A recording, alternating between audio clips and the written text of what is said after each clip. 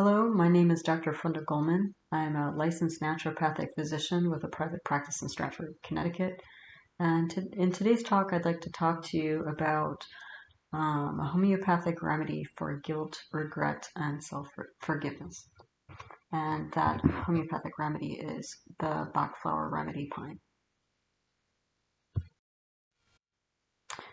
Before we get too deeply into this, please note that the information presented here is for educational purposes only and should not be considered medical advice.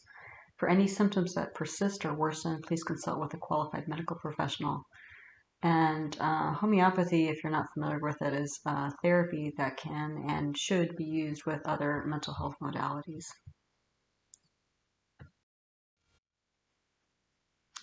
So the pine Bach flower remedy, and just as a very brief summary of what is a Bach flower in general, Bach flower remedies are considered a kind of homeopathy, which is energy medicine.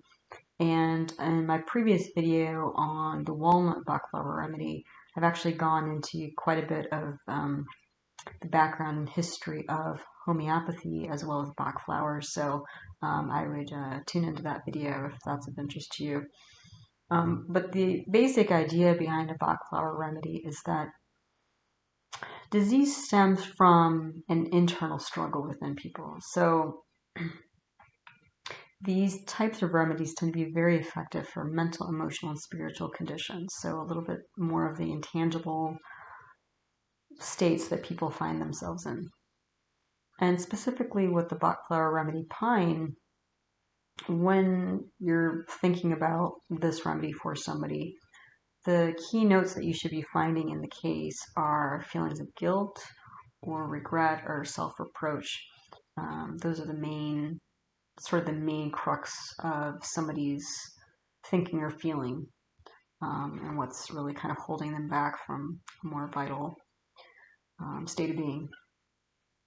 And so the feelings of guilt and regret, self-reproach, these may be based on different things, such as a negligent action. For example, if they left the door open and the dog ran out, or a kid ran out or something like this type of action, this sort of person is going to feel very guilty or regretful about it, or again, sort of condemn themselves for doing something like that. Overly so. More than really needs be. And sometimes it's a deliberate action. I mean, if somebody, for example, shoplifted and stole something, maybe when they were a kid, they stole some candy off the shelf or something, right at checkout, which happens quite a lot. But the thing with people in the pine states that they really can't let it go. They can't actually get over it. They can't ever say, well, I was 7 and I didn't know better, or, because even then, for a lot of kids, their ethics and morals are kind of fuzzy and just developing, but they really can't get over it. And they hold those feelings internally. It might even be something that they didn't necessarily do, so not a negligent action or deliberate action, but it might be a state of being that they sort of absorbed the sort of perhaps skewed or biased, at least, morals or ethics of somebody else. So it might be something like, my parents always wanted a girl. So in a pine person's mind, if they really feel that their parents always wanted a girl and they're not, they may always have this sort of sense of, not being good enough or not being deserving enough or not being quite fit or right. So that energy, again, they can't, and the thing is, they can't overcome it. It gets pretty deeply ingrained in their kind of self-concept and also sort of worldview and self-view. So how do these sort of pine symptoms, show up? It may not always be obvious. I mean, not everybody's going to say, oh yeah, when I was 7, I snagged a candy bar from the grocery store and I shouldn't have done that. You won't always necessarily know sort of what the seed is that's creating these symptoms in pine people, but or people who need or would benefit from the pine remedy. But they may show up as symptoms such as like not taking up space. Like if you're sitting on a crowded bus and you're sitting pretty closely to somebody are you sort of curled up in a ball and trying not to take up space? Or are you, trying to negotiate fairly how much space each of you is taking up so that you all have plenty of, as much as possible, comfortable space? Because underlying that potential behavior is that the person doesn't feel deserving of taking up space. And again, this goes back to, this earlier seed that was planted from, actions that they took, or again, some sort of ethic or moral, biased ethics or morals that they sort of picked up and internalized from other people. The other thing is that pine people may not ask for or may actively reject support because, again, this whole notion of them not being deserving, plays out. They may also take responsibility for others' mistakes because it's almost like this constant state of like self-punishment, or just, they feel guilty or regretful about something and they just tend to kind of pile it on. Whenever there's an opportunity, they pile on more of it. They may overly blame themselves for different things. Again, maybe it's some small thing that's just a small mistake anybody would make, but they kind of make a bigger deal about it. Maybe not openly or in a dramatic way outwardly, but internally, it really does shake them back. They may just be sort of like tired and worn out because, again, it takes a lot of energy to carry all this, dense kind of negative energy in their mind and in their heart as well. But it's also a fairly negative worldview to constantly, kind of hold up this notion that I'm not good enough, I'm not deserving enough, I don't really, I don't have enough value to really be here. They just sort of slog along. They may always be apologizing or apologizing when it's not necessary. That may be another sort of clue. They may talk quite a bit of I should, in terms of I should do this or that, or I should have done this or that. So again, the should part is them processing somehow that some actions are better than others, greater than others, and again, they're sort of measuring themselves as not being at meeting those higher standards. However, they came up with the higher standards to begin with is unclear. And they do often feel like they deserve punishment. So whenever, again, there's a chance to say something negative or feel negatively about themselves, and they kind of just default to that. They may have a martyr complex because they overly sacrifice themselves and their needs because, again, the underlying idea is that they're not deserving of more and that other people are more worthy than they are. This can also translate as them not being able to accept love from people, just like they're not able to accept support because they're undeserving. They're not really able to celebrate very much because, again, it takes up so much energy and they, again, don't feel deserving of being happy, of living it sort of in a higher positive state, a joyful state, because it's just not what they deserve because of what they did or how they are. And you might find that they're overly judgmental and overly critical of themselves. Again, they may not show this through words or actions, but it may be the sort of, how do you say, a sort of nonverbal sort of vibe or energy that they have, because it can be that maybe they do end up sacrificing a lot of their time or energy, perhaps like volunteering or something like that. But in society, some people, some groups may laud them for that, saying, "Oh, they're selfless," but they may be sort of selfless in the way of not valuing themselves enough to respect their own time and energy, and so they just sort of give it away because, again, their time and energy isn't worth anything. So that's a very different sort of give than somebody who considers, thinks to themselves, well, I do have a lot on my plate and I could do A, B, or C, but I choose to do B because I feel it would be of most value to the greater good. That's a very different internal dialogue than pine people would have. They're also not particularly good at setting boundaries because, again, they're not worthy of sort of expecting or keeping a standard for other people of how other people treat them.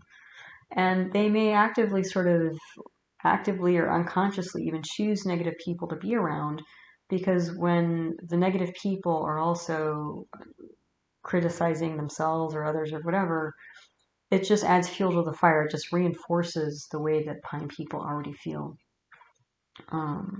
So again, they can get into a negative loop about that. So the risk of somebody who's sort of in this pine state is that they can never really love, accept, or forgive themselves or other people. Because if they can't do it for themselves, if they can't find a way to connect with their own heart and their own compassion and channel a little bit to themselves, there's really not much hope of them being able to do that for other people. Because again, it would just be a double standard, really. And so the potential outcome of taking a remedy like this is that it would be something, in yoga training, my yoga teacher training, we used to talk about intelligent regret. And there are definitely times when we commit some sort of action and we do regret it. But the key of that regret, because it's important to have feelings of regret at some point in certain situations, because that regret tells us that we've crossed our own boundaries and that we're not in integrity. And so a situation that we regret, we can come back to ourselves and kind of sit with ourselves and analyze, like, what exactly we did and how did we go astray from our own true sort of ethics, so that we don't hurt ourselves by, again, not respecting our own internal boundaries. And so with the intelligent regret, you analyze, you regret, to some degree what happened. You analyze it, you correct your behavior, you see where you're out of alignment, and then you let it go. Like, you see it as just sort of a learning opportunity, but it's not something where you can keep, hammering away at yourself, forever, and never let go of, right? So you're able to forgive and move on. And the other thing is that once you're able to do this for yourself and, move away from this sort of constant chronic sort of self-deprecation and lower self-worth, you can more effectively connect with others more deeply instead of being sort of walled off in your own self-created prison. Because most people, I've met a few people in my life who really haven't experienced much tragedy or regret, maybe two. Most people, know these feelings to some extent or another. But I would say with those couple of folks who I've met, who really kind of had a charmed life, so to speak, and haven't really had to struggle much, or kind of get into situations that were maybe fuzzy and unclear and took a wrong step here or there or whatever, it's really hard to relate to them because they don't really have any empathy for people who are in these sort of fuzzy gray states or feeling badly. And they also tend not to have many sort of survival skills because they've never had to use them to sort of work on themselves, because again, it's just they've never really had this sort of challenges in life. So there is actually like a great potential here to transform this energy into something that's very helpful for the person in this state as well as the people around them. And one particular case comes to mind where I use this remedy. It was a woman who actually had a child when she was very young as a teenager, and so it was a single mom as a teenager trying to raise a kid. And in difficult circumstances. And because of that, you know, probably her youth and her own sort of feelings of being overwhelmed and frustrated and trying to figure it all out as a kid, um, she was probably pretty strict, maybe overly strict, or a bit harsh, in terms of how strongly she kind of spoke with her child, and kind of standards she set and that sort of thing.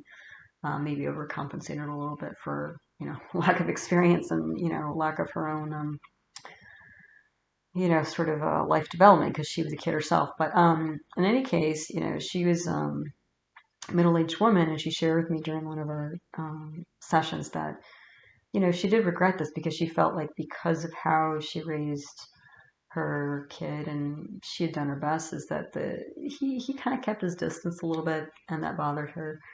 And so I gave her this remedy, because it seemed like she was kind of holding on to this for longer than she really needed to. And it wasn't really that objective about it. I mean, you know, most people, regardless of if they're 15 and regardless of if they have no support, you know, raising a child for anybody is a very challenging experience. It takes a lot. And this remedy, actually, she found that she was much clearer in her head and her heart about that, and didn't really blame herself, you know, as much. She could kind of clear that energy out of her system and move on and just enjoy the relationship that they have now. So that was great to see that happen for this woman.